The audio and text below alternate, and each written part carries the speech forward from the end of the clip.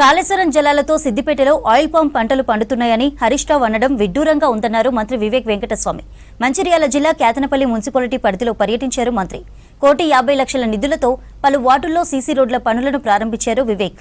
వేల కోట్ల రూపాయలు ఖర్చు చేసి నిర్మించిన కాళేశ్వరం ప్రాజెక్టుతో 1 ఎకరాకు సాగునీరు అందలేదన్నారు.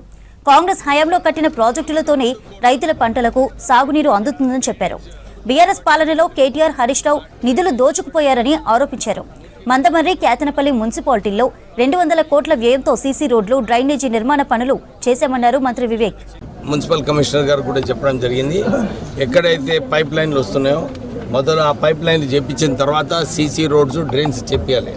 దాని తర్వాత మనము అన్ని చోట్ల కూడా హైమాస్ లైట్స్ ఇవ్వడం జరిగింది. ఈ అమృత్ స్కీమ్ వలన ఈ లేక్ రిజ్యువనేషన్, నేను ఇంతకుముందు కూడా వచ్చినప్పుడు ఈ లేక్ని మంచిగా చేయాలి అని చెప్పి సుమారు 1 కోటి రూపాయలు ఆల్రెడీ శాంక్షన్ అయింది ఈ బ్యూటిఫికేషన్ కోసం. దాంతోపాటు ఇంకొక 2 కోట్ల రూపాయలు ఈ లేక్ని ఇంకా రీజువనేట్ చేయడానికి ఈ మనీ శాంక్షన్ అయింది. అన్ని చోట్ల కూడా టీఆర్ఎస్ నాయకులు అరే మేము మా నిధులు అని అంటున్నారు.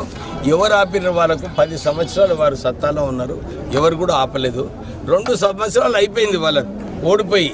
మళ్ళీ కూడా వాళ్ళు ఈ రాష్ట్రాన్ని అప్పుల రాష్ట్రం చేసిన సంగతి మర్చిపోయినారు.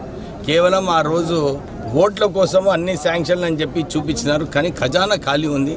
8 లక్షల కోట్ల రూపాయలు అప్పు చేసినారు.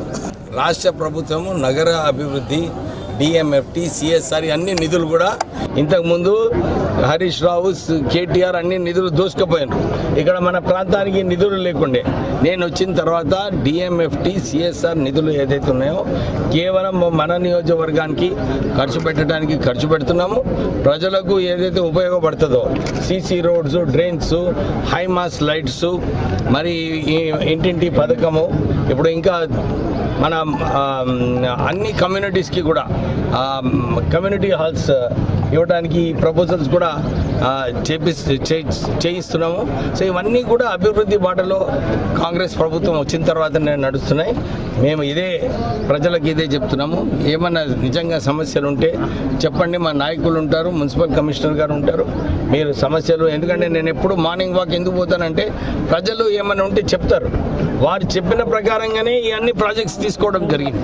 సో ప్రజలకు మళ్ళొకసారి వారు ఏదైతే సూచనలు ఇస్తారో మేము డెఫినెట్లీ అమలు చేస్తామని చెప్పి అందరికి చెప్తూ, సివరేజ్ లైన్ 540 మీటర్లు, చైన్ లింక్ ఫెన్సింగ్ ఎవరు కూడా క్రాస్ కావద్దని 290 meters, MS railing water body side అదొక 290 meters, strengthening and stone pitching అదొక 290 మీటర్స్. ఇవన్నీ కూడా ఇక్కడ ఈ మున్సిపాలిటీలో ఈ అమృత్ స్కీమ్ కింద ఈ లేక్ రీజువనేషన్